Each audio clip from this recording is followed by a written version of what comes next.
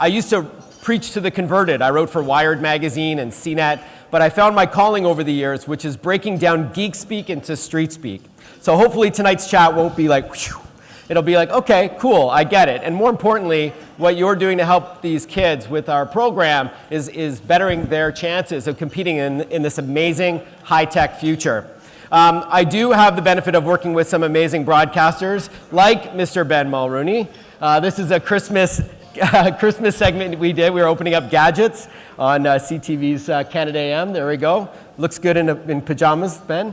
And I am fortunate to work south of the border as well with the likes of Wolf Blitzer, and there we go, and none other than Nancy Grace, who, despite all the appearances I've done, she just retired from HLN last week. She's never yelled at me as a guest. She berates all of her guests, but she not once has yelled at me. So she's a lot of fun, quite a character. We'll see where she ends up. And, I should say that most people do recognize me as the face of Gear Guide. I'm the guy, you probably have a craving for popcorn, because when you go to the movies, I'm the guy you have to sit through before the movie starts. So thank you for your patience on that. Let's face it. So this is an example of what it looks like. Here's a funny story. I was in Vancouver last month, and a woman stopped me on the street, and she's like, oh my God, I'm a huge fan. My husband loves technology. He's going to be so excited that I met you. I said, hey, let's do a selfie. So I took a picture, and I go, so you guys go to the movies a lot? And she goes, you're at the movies? No. I go to Costco. You're the guy on my Costco TVs, which was really funny because I assumed that she was a fan of the movies. But yeah, you can't escape me. I apologize for that. But let's move on and talk about what we're here for, which is helping these kids, arming them with the tools that they need for a better future. And that future is with technology. So we're going to chat about some fun things that are already happening now, like smart homes and where we're going, self-driving cars, believe it or not, augmented reality and virtual reality, robotics, and more. So let's start with the connected home. This is already happening now on a small scale. This is these devices that you can buy to turn a regular home into a smarter one. Cameras that will, when your kids come home after school, you're immediately notified on your smartphone or tablet or laptop that your kids are home safe with a little video clip, giving you that peace of mind that you want. There's that Ring doorbell and these other video Wi-Fi doorbells. So when someone presses a button, they see you, they think you're inside. You can be, at a cafe somewhere else, even around the world. Bluetooth deadbolts. You walk up to your front door, it recognizes you with some identifiers on you, like key fobs and your smartphone, lets you in without needing a mechanical key. There's lighting, like Philips Hue lights, the ability to adjust lighting on the fly, even set schedules. Wi-Fi thermostats. This is from a Toronto company called Ecobee. It saves 23% on your heating and cooling bills every year. It detects your patterns as you leave the house. Then there's water sensors. This is great for snowbirds or if you have a cottage. The moment water is detected, at the bottom here, you put it in a vulnerable area. The moment a leak is detected, you are notified on your smartphone, wherever you are on the planet, so you can act on it immediately, save your basement and your stuff. And where are we going? Our appliances are getting high-tech as well. Okay, washing machines and dryers are going to text you to tell you that the load is done. Your fridge is going to know the items that you're placing in it. It's going to tell you when you're out of juice or when your milk is about to expire. Or if you bought Nutella, but your fridge knows that you have a child in the house with an allergy to tree nuts, it's going to say, whoa, you bought something that has hazelnuts. It's going to tell you. You're going to be at a grocery store, a supermarket, and you're going to be like, do we have eggs in the fridge? I don't remember. Well, you're going to pull out your phone, and you're going to see a camera into your fridge, and you will know if you have eggs or milk or what you need. All right, this is where we're going. Pretty wild stuff. Everything is going to be connected to everything. It's part of this IoT, or Internet of Things revolution that we are on the brink of. All of our devices in all of our home is going to be touch-enabled, voice-enabled. I don't really believe the keyboard part there. I think you're just going to talk naturally, and you're going to hear a human voice like back, and everything is all connected through touching glass, connected to your car, connected to your office, to your wrist, to your phone, to your home. This is where it's going, a connected future. Very, very exciting, and we are just in the early days. When your car is rounding the turn to your neighborhood, your garage door is going to automatically open. That's IoT, Internet of Things. Really exciting stuff. Let's pivot and talk about 3D printing. Again, very early days, but of course this refers to these printers that you can buy in your home to make a physical object, a 3D object. How cool is that for kids and kids at heart to make something that they've got the imagination for, or to download a blueprint from a website. You can make chess pieces, action figures, coffee mugs, smartphone cases, even though they don't look comfortable, shoes. You can get really quirky ideas. A dad made this for his son, right? Isn't that cool? A shower head of his favorite dinosaur. You know, imagine in the near future you need a car part. Instead of having to go to your dealership, you download the blueprint for the car part that you need, you print it, and you place it in your vehicle. All right, there are things like 3D prosthetics that you can have custom made and printed, maybe not at home, but in a medical facility where they can actually customize it and make it for you on the cheap. And then there's the quirky stuff. Now this isn't 3D printing, but kind of neat. I saw this at the Consumer Electronics Show in Vegas. This is 3D printing your nails in 10 seconds. My wife Kelly's gonna like this. So imagine you take a picture on your smartphone. Okay, you're in San Francisco, you see a picture of the Golden Gate Bridge, you want to show it to the woman, okay, this is what I want on my nails. I took this picture, and she's like, okay, I can do that. You place your fingers, your 10 fingers, inside of what's called iNail, and that image is printed in 10 seconds on all 10 of your fingers, and 8 fingers and 2 thumbs if you want to get technical. But look at that, this is the image that she had on her smartphone, printed on her nail. And then there's 3D printed coffee. That is, that is my mug in a mug. All right, that is also at the Consumer Electronics Show. It's a New York company called Ripples. It is, the printing material is really coffee grounds. But imagine you're going to Starbucks and it's your birthday. They can write, "Happy Birthday, John," on your coffee. And it also takes about 10 seconds. They first take a picture of you, if it is a photo, but again, it works with words as well. The coffee grounds are then printed on this machine via Bluetooth.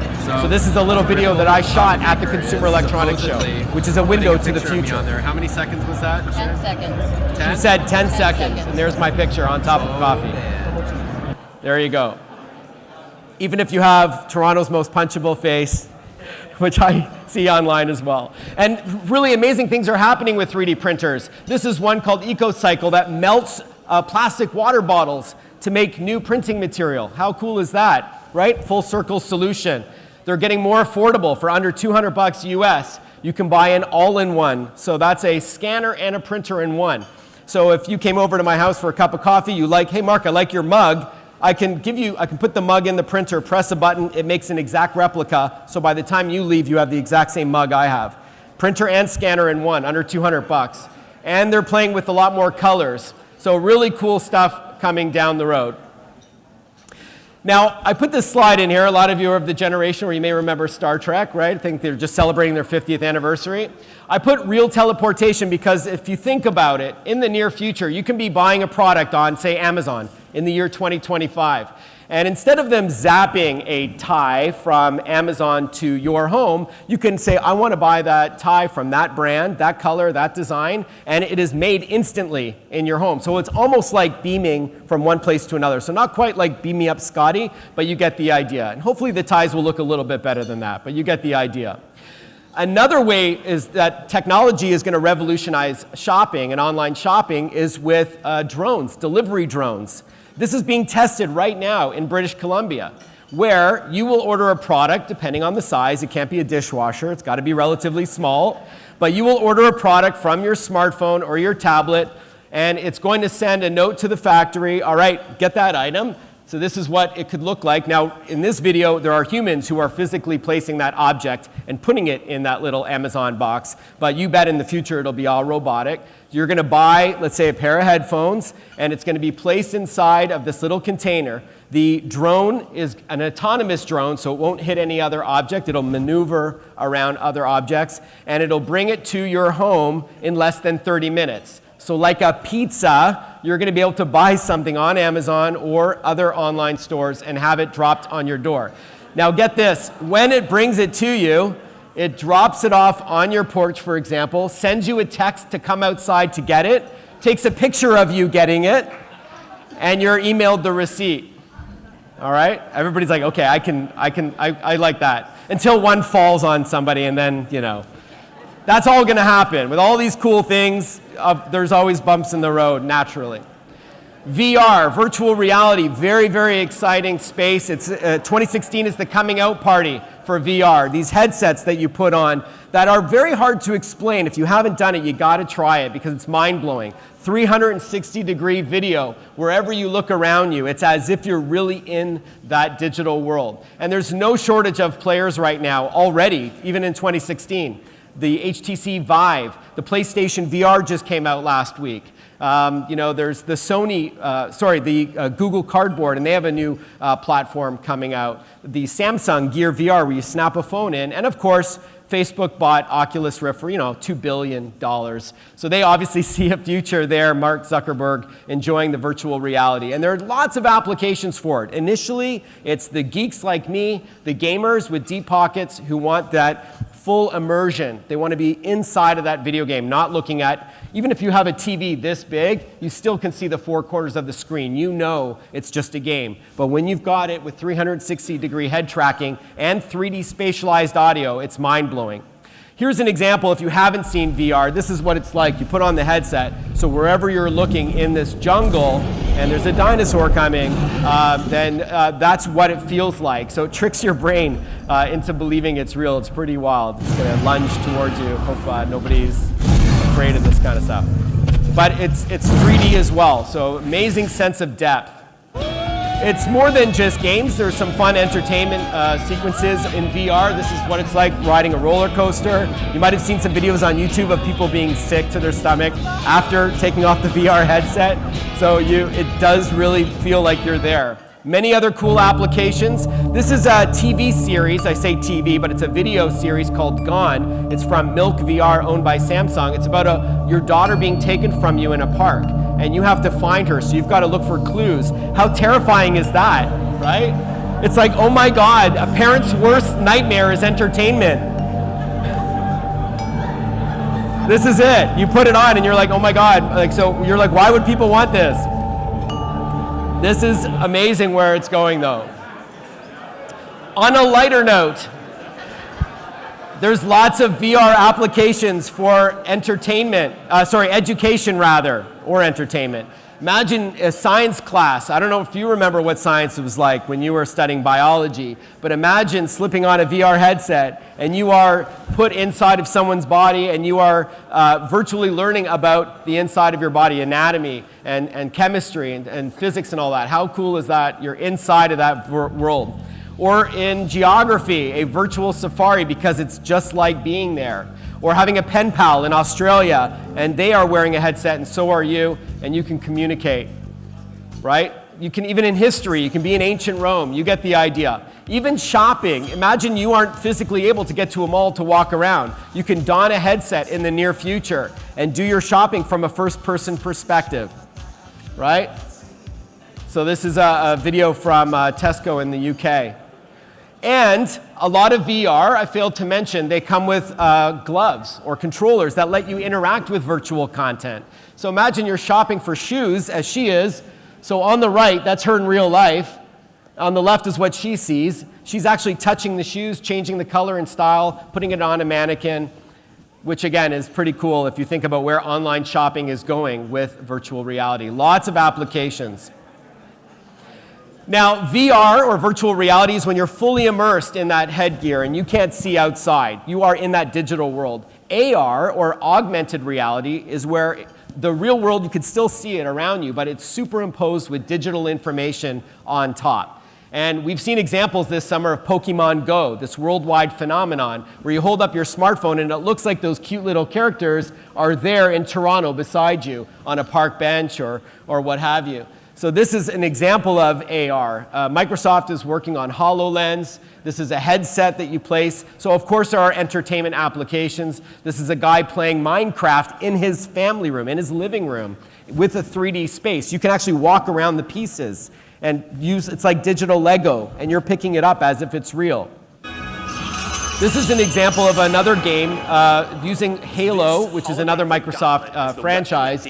So this guy is wearing the HoloLens. His hand, when he looks down at it, it looks like it's got a laser blaster. He looks at that wall, and it's just a regular wall like we have in this room, but he can shoot holes through it is what he sees, and aliens are going to come out. Again, augmenting the world around you, so it's pretty wild stuff. And a lot of Canadian companies are working on this technology, including ones here in Toronto. Dan is free to move around. So that's pretty cool. Going back to education again, there's a lot of applications for augmented reality, superimposing animals in the real world around you. And imagine studying astronomy in class, and you've got everybody wearing these headsets, or they're part of your phone, and it looks like that glowing sun is hovering in the classroom. It's very magical for the kids. It's all about engagement. It seems like science fiction. We're not that far away. In fact, there's a school in China, in a rural part of China, that can't afford a huge science lab. So the kids put on these virtual headsets, and it looks like they have a 1,000 square foot science lab. And they interact with beakers, and they're pouring things in that aren't really there. It's pretty neat. Now here's where it gets really cool. Imagine if, because Facebook bought Oculus Rift, social media, circa 2025, is actually interacting with people who aren't there. This girl, his daughter presumably, is not in the same room as him. She is over there in another room, but he's wearing this headset and it looks like she is there. Imagine that's what social media is like. Talk about a better connection with your loved ones who may be living in another part of the world. You could sit down and have a virtual coffee with them as if they were there in Toronto. She looks real, right? It's like a hologram, but filled in. It's amazing. That's augmented reality. All right, self-driving cars. We are right now just in the early stages, often referred to as semi-autonomous vehicles, cars that can somewhat look after themselves. For example, dynamic cruise control, where if the guy in front of you slams on his brakes, your car will put on their brakes to put a buffer between you and the vehicle in front of you. That's available in many cars now. Or you start veering into one lane or another, and your seat will vibrate left or right accordingly to tell you to wake up. You're crossing over the line. And of course, cars that park themselves have been around for over a decade. But where it's going next is really exciting stuff. Fully autonomous, hands-free driving, with, of course, legislation as the big hurdle. Like with any technology, you've got to go through the hoops first. It's not legal in every province or in every state yet, but this is a Tesla with autopilot running. Again, Google has had 2 accidents. Now, Tesla has had even a fatality with someone that wasn't paying attention. He was watching a movie, and his car got in an accident in Florida. But Google has clocked more than 2 million miles with their Google self-driving cars over the last 9 years. And there was also 2 accidents. Both times are when a human moved the vehicle from one place to another. 95.5% of all car accidents are caused by human error. So maybe we're willing to give it a shot if it's safe. The way it works is that there's cameras, sensors, there's radar, sonar, in order to identify yourself in this world and look at different objects and identify them and put a buffer between you and the rest of the world. It's not for everybody, as you can see here. Hey, oh, there's cars coming. Oh, there's cars. Bill, this. That would be my mom. Put me back for me control it. Oh, dear Jesus. I could never. Oh, where's it going? All right, I think you get the idea. There's one feature that's not legal in Ontario. It's called Summon, and this works with Tesla Autopilot. That's where you're like, hey, I'm here. I need my car to come pick me up, like on your driveway. It works in states, in some of the states, but in Ontario, the law is, and this is as of January 1st, 2016, is that you have to be behind the wheel for your car to be a self-driving car. And again, still early days. So for you to say summon, to summon your vehicle is not going to work. Like Knight Rider from KIT, not in Ontario just yet, but it's coming. Now, Uber has tested, beginning 2 weeks ago in Pittsburgh, self-driving cars that are picking up people and taking them from one place to another. So now we're talking about the next generation of on-demand vehicle services like Uber and Lyft in the States. $500 million investment by GM into Lyft because they see the value in this. Cars that are picking up multiple people and dropping them off at multiple locations. You just open up the app, you tap on the map where you are, it picks you up, you get in, you tap where you want to go, and it drops you off. Now, imagine in 10, 15 years from now, you have a car and you're going to go on a vacation with your family, you could have your car working for you while you're on vacation, picking up fares and helping to pay for your trip. That's where it's going, because anybody can be an Uber driver, and any car that's a self-driving car, technically. Now look, there's insurance hurdles, there's the legislative hurdles. I'm not saying it's going to be a cakewalk. We've seen fatalities now, but it's early days. We're in like the Model T days of self-driving cars, but it's coming. All right, the last major category that I want to cover is probably the most exciting to me. I would argue that if the internet is the biggest thing to happen in our generation, domestic robots will be the next big thing in the next generation. It will be the generation-defining technology or innovation. And it's already happening in a lot of different ways in a lot of different disciplines simultaneously, and some are putting it together. Google is buying a lot of companies. They bought 12 robotics companies in 1 month, 18 months ago. So Boston Dynamics was one of them. I think they're trying to sell it now, turn a profit. But this is showing you where it's come in terms of balance. Engineering, right? We need engineers to make these robots to walk a lot more fluid-like and be a lot more natural. It's amazing how they're going, this jerk with the hockey stick, right? It's going to keep doing its task. It's going to do menial labor. And yes, there's the argument about how many jobs is it going to replace. I know, right? Don't you feel bad for them? There is that debate. How many jobs is this going to replace? But how many jobs is it going to employ? Because we're going to need people to program and maintain these robots. It gets worse. He actually knocks them down. Look at this. I know, right? So he gets up. Don't worry, he gets up. Slowly, but he gets up. There we go. Anyways, it's coming a long way. Soon, we're going to start seeing, once they iron out all the bugs, they work on AI or artificial intelligence, speech-to-text technology, and text-to-speech. We're going to start seeing what are often referred to as humanoid robots or androids. These are the ones that are going to look like a person somewhat to begin with. They'll be slow and clunky to begin with, but they will be in your home. They will be cooking your kids' breakfast. They will be cleaning your home. They will be washing the floors that go well above and beyond the Roomba floor vacuuming robot. And then the next stage after that is going to be more human-like emotion out of them. They're going to tell you things like, hey, Mark, don't forget, it's Kelly's birthday in a week. Can I order her flowers for you? It's going to remember things. It's going to act surprised. It's going to look, it's going to have frowning. I've got another example of some human-like robots. You know, in Japan, they love this stuff, right? So they're well ahead of it. Here's another one. Now, this is pretty creepy. Look how realistic her facial expressions are. Extremely well. Do you like talking with me? Yes. Like very human-like skin. Is my primary. And, you know, working on all the muscles. And it's going to be exponentially evolving. Designing these robots to serve. So with AI like Siri and Google Now and Amazon Echo, the brains, all tied to the cloud, to the central database, it's going to be outstanding where this is going. So that's robotics. So I want to wrap up by suggesting that if we want to empower our kids to be part of this amazing technological revolution, and I just scratched the surface. I mean, there's a lot more going on. There has to be an increased concentration and focus on STEM, science, technology, engineering, and math, in the school system and outside of it as well. Extracurricular activities. And there's a lot of really cool innovations going on right now. That's Dean Kamen there in the robotics club. There's 3D printing clubs. There's, you know, Minecraft tournaments and lots of great things happening in and out of school. The TDSB and the Catholic School Board are really investing in some technology, cutting edge stuff that are getting kids excited and engaged about science and math, because these are the jobs that they should be competing for in the future. And again, every kid plays video games, but it's a fine line between making games, becoming a coder or programmer, and playing games. A lot of these games have tools that let you make your own stuff. Encourage that. Encourage these kids to do it. That's not to say that STEM doesn't have its challenges. For one, brain drain. Even our mayor, John Tory, is saying, hey, we have a big problem here where they're going to Silicon Valley. You know, U of Waterloo, U of T, all these great post-secondary educations are cranking out amazing talent, but we're losing them with a starting salary of 140 grand US a year.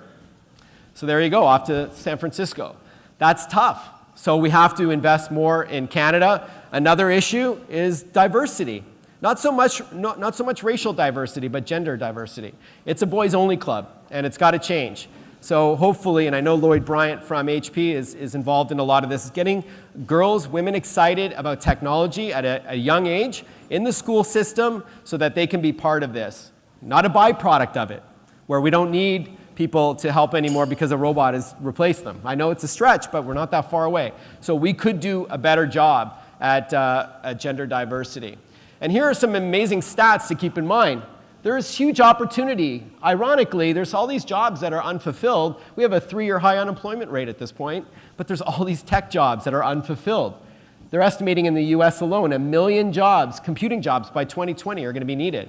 And a lot of these kids are either dropping out of school, not studying the right things, not interested, and they're not engaged in technology. They think, someone else will do it. I don't have a mind for programming or engineering or AI, but it's a problem. But we can help. And this is why MerryGoRound is very important. It's critical. And why I'm very proud to be a board member for MerryGoRound. Because this evens the playing field. This gives the kids the tools that they need, which is not the only thing, of course. There's many other elements to the program and to what kids need to succeed. But we are putting in their hands the tools that they need to succeed. It's leveling the playing field, bridging the digital divide between those that have and those who do not have. And again, with 625 computers given this year in the GTA alone, and about 180 outside of Ontario, we're proud of that, and we couldn't have done it without your support. We are giving them, that's one element to the program. There's mentorship and other amazing things that Scott touched on that we're also very proud of. Our relationship with the school boards, both the Toronto District School Board and Catholic School Board, and of course the police, not just the Toronto Police Services, but also now the RCMP. And then the kids, we're sending a great message about giving back, about caring, about empathy. So we couldn't have done this without your support and what you are doing to contribute to a much brighter future for them. So for that, we want to say thank you very much, and I hope you enjoyed the chat.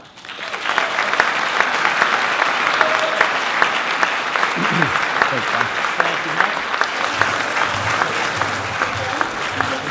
Yeah. Oh, yeah. Mark, I think before you go, I think we would like to take some questions from the audience. Is there anybody here who's got some questions for Mark? We can chat one-on-one later if you prefer. You're like, can you fix my computer? AR versus VR. Yeah. I'm a big fan of augmented reality. Yeah. I think, to me, that's the one that is most accessible to me, that I see having the most practical applications in Because we all my have life. that one device in our pocket that can do it. Yeah, and I to me, see that one as being something that could, the rubber's going to meet the road much faster than, say, VR. Am I off base there? Not at all. Again, the barriers of entry have dropped, right? Because we all have a smartphone. We don't leave home without it. It's our digital Swiss Army knife that does everything. And AR is one of them. So if a child, we could say, again, if the child has it, here's where we talk about the digital divide again. If the teacher, and they're now embracing technology more than ever before, if they can say, everybody hold it up and look at me, if they held it up in the classroom and they all had that one device that can do it, then they can be engaged in that content, like that sun spinning around. VR, $1,000, you need it's a little bit more cumbersome, more expensive, but the two are going to come together for sure.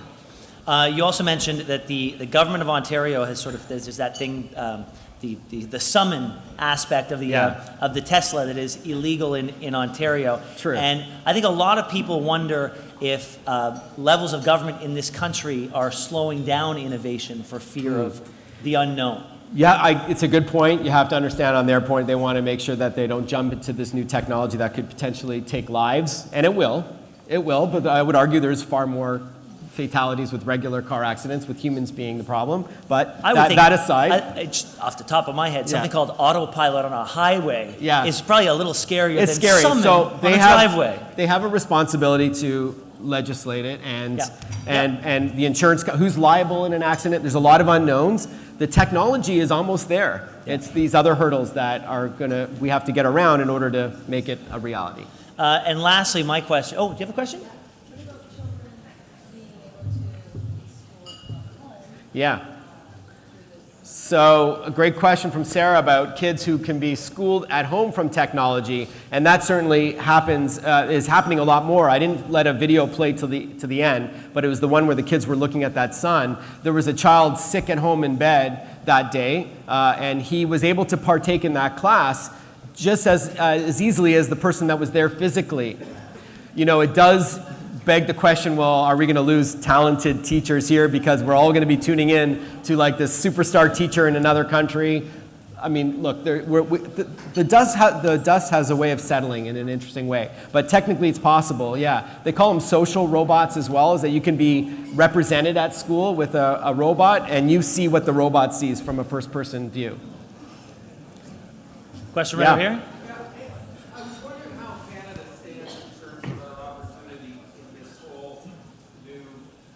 Yeah.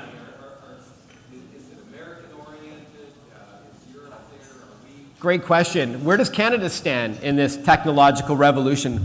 Well, naturally we have a lot fewer people. We have, 35 million people. So on a numbers basis, it's hard to compete. On a per capita basis, we're doing pretty good in terms of STEM studies, graduating these kids who are programmers, engineers, and they're finding jobs, unfortunately, elsewhere. The States has 10 times their population, but we're doing a pretty good job. I mean, going back to GM, for example, they made a big investment in Ontario where they're actually bringing in engineers from China and from other countries and hiring Canadian talent to work on the connected car revolution. And that's going to impact things globally, but it's going to be from Toronto. So we have some amazing schools. We have a culture that embraces technology. We have a very highly educated and fairly affluent civilization overall, a society, generally speaking, that it helps put us on the playing field.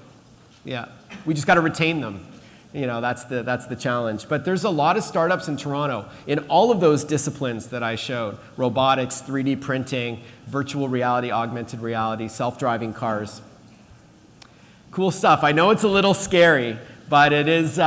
We're going there and fast, and it's pretty wild. Yeah, Braden? Yeah, you showed a lot of good technology, and with that comes disruption. I'm wondering what industries you see being impacted the most by all these technologies. The question is, what industries do I see being impacted or disrupted the most? The answer is all of them. Every industry is being revolutionized by technology, just at a different pace. So, you know, whether it's education, whether it's transportation, go through the list. That's a conversation we can have. It might take a while.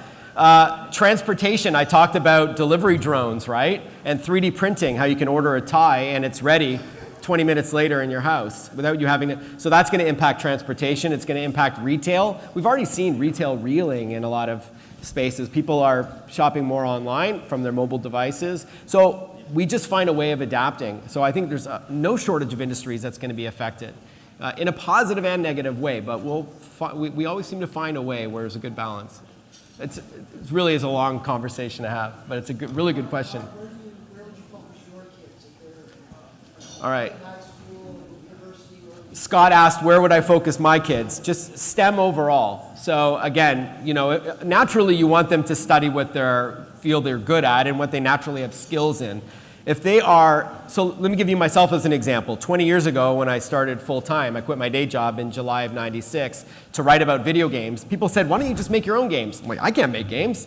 I don't have a brain like that. I'm more on the communication side. I feel like I can bridge the gap between the techies and those who don't get technology, and that was my role.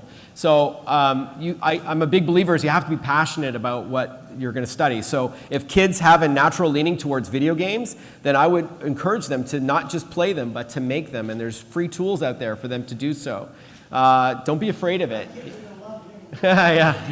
You know, but again, you have to find, you know, A is do what you're passionate about is what I tell kids, and B is do what you're good at. If you can't bang your head against the wall if you can't program a robot. But for some of these kids, it's pretty intuitive. But it's important that we give them the tools so they know whether they can compete or not, which is what MGR does. Right over here.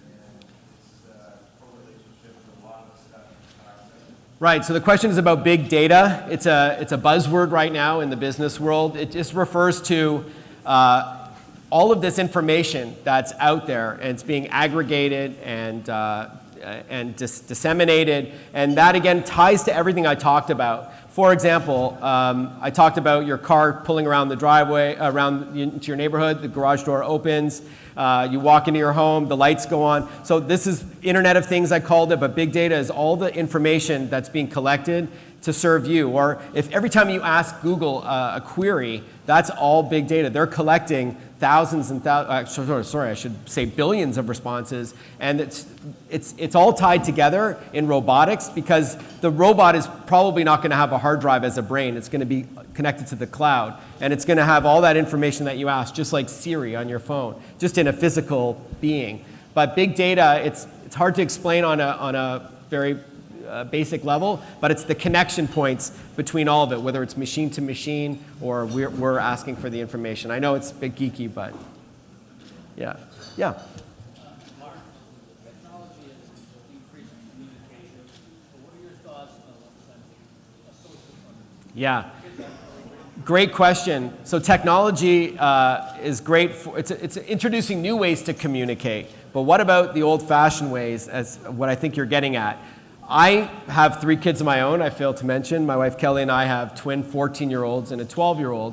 And I do look at them and their friends, and I worry, like, are they more comfortable looking at screens than they are at each other? Fortunately, our kids, as an example, are good social kids, but I do worry about this increased reliance on screens. And there are, though, we know kids who are better, they would rather look at a screen than at someone in their eyes, which is a skill that you hope they learn, maybe not at school, but in the home. But guess what? If mom and dad are looking at their screens all the time, well, where do you think they're going to learn that from, right? So it's important to set an example. And moderation, I think, is really important. This is happening, whether we're going to be part of it or not. But I do think it's important that kids learn moderation. We have a no texting at the table rule. Their kids can be on our devices, but once dinner's there, everybody leaves there and we all go to the table. But mom and dad have to set an example. So I'm a little bit worried about the younger generation, the Snapchat generation, but I think that with good parenting, they're going to learn that eye-to-eye contact is just as important, and a handshake, than an emoticon or emoji thumbs up, But it's a valid concern. Yeah. Mike, you did talk about blockchain. Where do you see that fitting into the equation? And I'm yet to hear someone explain to you.